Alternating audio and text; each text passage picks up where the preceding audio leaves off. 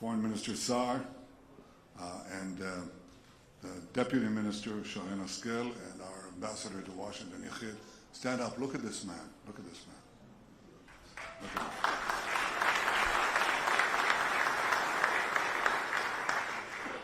He, Yechiel, represents the greatest military comeback in recent history. On October 7th, we were attacked with no provocation by the Hamas monsters. They murdered 1,200 of our citizens. They burnt babies alive. They raped and then murdered women. They beheaded men. They took 250-some hostages, grandmothers, grandchildren, Holocaust survivors, to the dungeons of Gaza.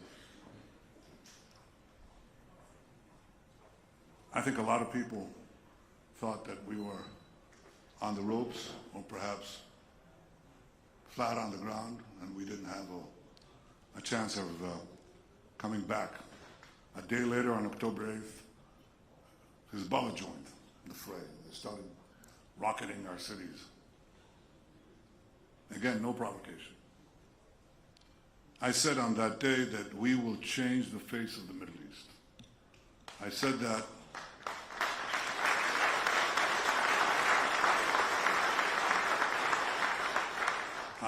that because it was clear to me from day one that we weren't just fighting Hamas. We were fighting the Iran axis that consisted of Iran, Hamas, Hezbollah, the Houthis, the three H's, and a few others in between.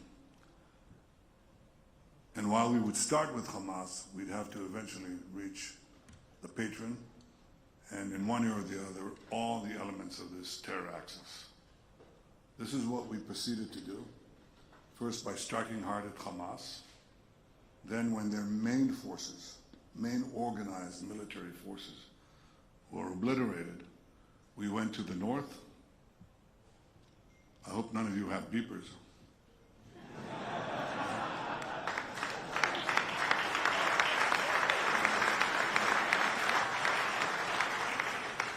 And proceeded to take out Hassan Nasrallah of Hezbollah, who was, in effect, the axis of the axis. He actually held this axis together.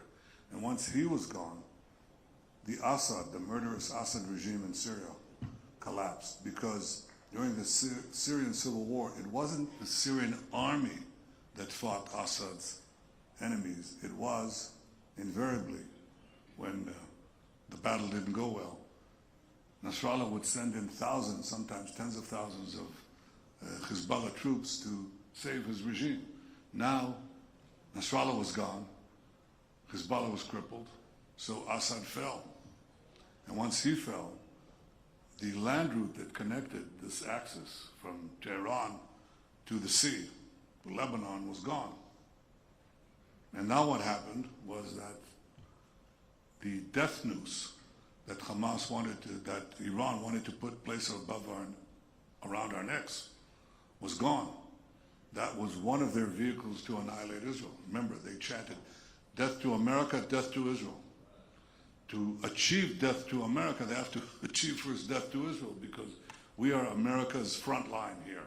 And the only force in the Middle East that was challenging, forcibly challenging, and fighting them in their quest for domination and subordination and annihilation. But ultimately they were geared to America. So their goal was to, we still have to destroy Israel. What did they do? They began to race to the bomb. They already had enough enriched uranium, but you need the weapon around that uranium ball. And so they began to work secretly to activate their weaponization team, it's called in jargon. Okay? We knew that if we didn't act, within a year they'd have one atomic bomb, possibly two. So we acted. We acted like somebody who has two lumps of cancer. One lump is the atomic cancer, the specter of atomic bombs, and the second one is the specter of 20,000 ballistic missiles, 1-ton ballistic missiles that fall Mach 6 to Mach 8 right from the sky. And they destroy everything that they touch. 20,000 of those in a state the size of New Jersey. Right, bigger than Rhode Island, bigger than Rhode Island. But that's it, you know. Well, that's equivalent to 2 nuclear bombs. So we had to act. If we didn't act, we'd die. And with us died the whole story, the 3.5 millennia story of the Jewish people. And of course, if you do act, you know, it might come back. That's what happens with cancer. But if you don't act, you're not going to be here. So we acted with the just incredible help of President Trump and those brave pilots of the United States.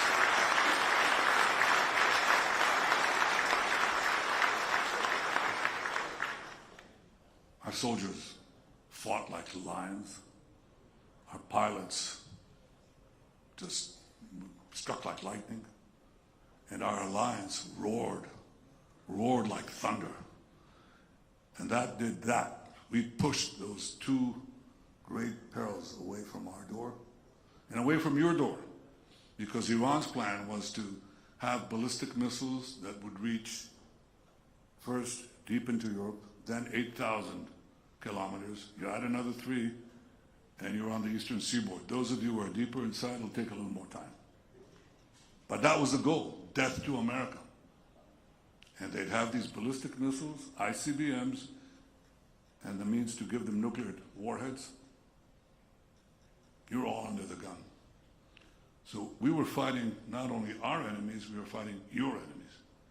And now we're circling back to Gaza to finish the job where it all began. There's still some strongholds that we have to take apart. They're holding our hostages.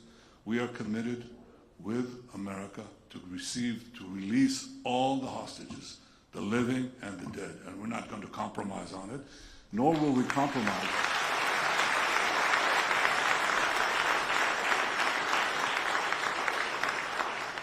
Nor will we compromise on eliminating Hamas, because if Hamas is there, they'll regroup, they'll recover, they'll rearm. And as they vow, they'll do it over and over and over again. So this is where we are right now, on the verge of entering Gaza and defeating Hamas and liberating our hostages. This has not been easy, not for our brave soldiers, not for our brave Israeli public, but they withstood it no less effectively than the British people stood up in the Blitz. That's exactly what we had.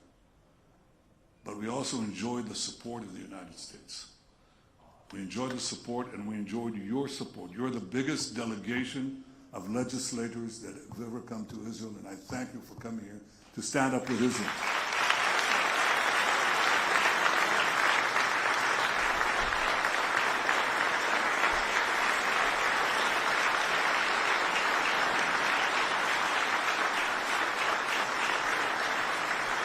Thank you. Democrats and Republicans alike, we value and cherish your support. And there is an active effort to erode it. That effort to besiege Israel, not isolate it as much as besiege Israel. That is orchestrated by the same forces that supported Iran. Iran's effort to put a military siege on us and ultimately choke us. We were able to break loose from that siege, and we will have to do several things to break loose from this siege that is organized by a few states. One is China, and the other is Qatar.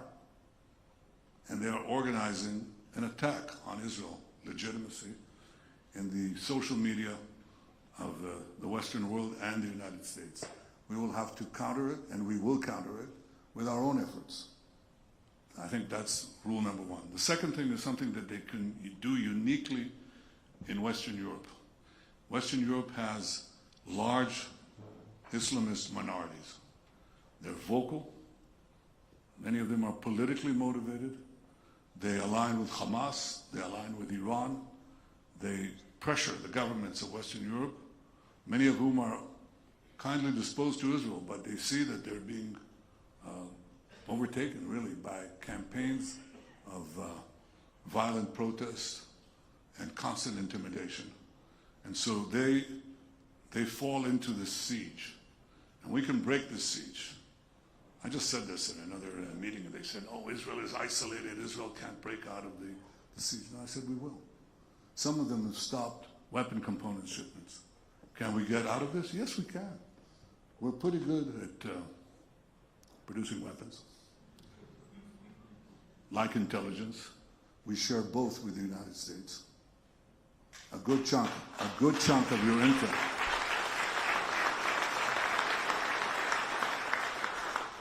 And our weapon systems, we share with the United States. We're tremendously appreciative of the bipartisan support in military matters to Israel in previous years and today as well.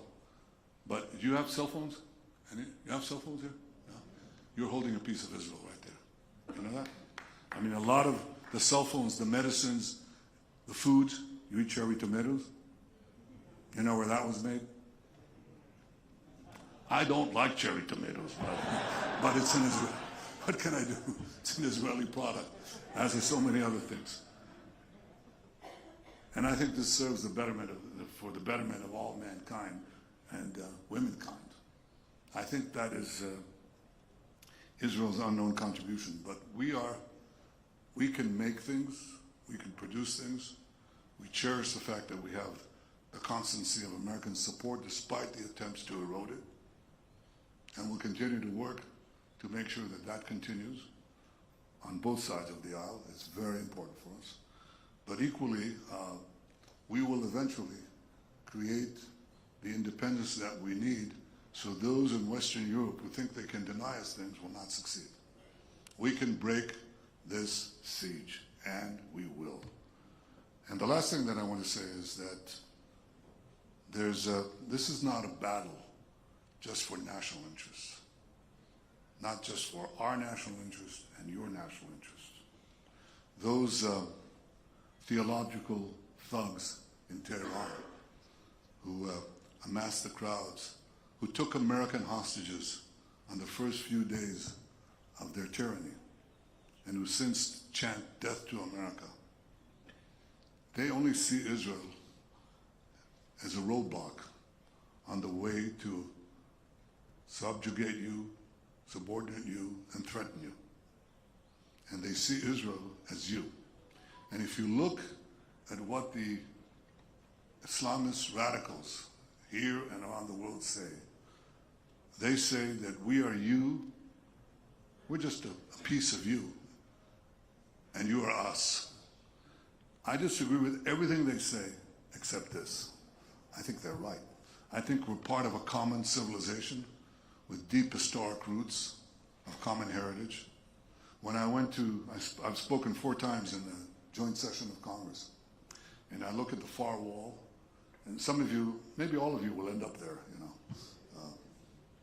Do you really want to? Well, those of you who are crazy enough to want, I mean, anybody entering politics has got to be insane, but there are quite a few insane people here. So for those of you who go there, or next time you visit the Capitol, just look at what's on the other wall. I'm at the days, you know, the podium, and I look at the far wall, and what do they have? Moses. Moses. A quote from the Bible about liberty. You remember Moses taking the people of Israel out of bondage in Egypt? Familiar with this story? I'm glad. We have a common heritage. And that heritage is being challenged now by people who not only want to bring us back to the early Middle Ages with incredible fanaticism and cruelty, it's also savagery. The things we encountered on October 7th, the things we just encountered not only in Gaza, but in Syria, in the wanton attack on the Druze, our Druze neighbors. That's a non-Islamic sect. And they're living there in a mountain. And what they endured exceeded, in some cases, the horrors that we saw on October 7th. But what we saw there is what you saw on September 11th. It's the same thing. It's this raw savagery, the glint of murder. You know, those savages on October 7th, they had GoPro cameras. And they broadcast back in live broadcasts, as they mauled babies. And the horrors that they did. So there's a glee, a horrible glee of death and the worship of a death cult there that is completely the opposite of the values that we hold dear. Life, liberty. What's the other one? I visited Monticello, Jefferson's place, and that's what I saw there. I saw Jefferson, who was well versed in the Bible, spoke about the Holy Land, quoted the prophets. He understood the roots of our common civilization, as did the other founding fathers of America, as did Abraham Lincoln on his death day. He said that his one hope was to visit Jerusalem, come to the Holy Land, to see the place where our common heritage began and for which it will continue. I'm glad you're here to visit Jerusalem, to see the place of our common heritage and where our common civilization, well defended by our great alliance, will continue. Thank you for coming to Jerusalem. Thank you, all of you.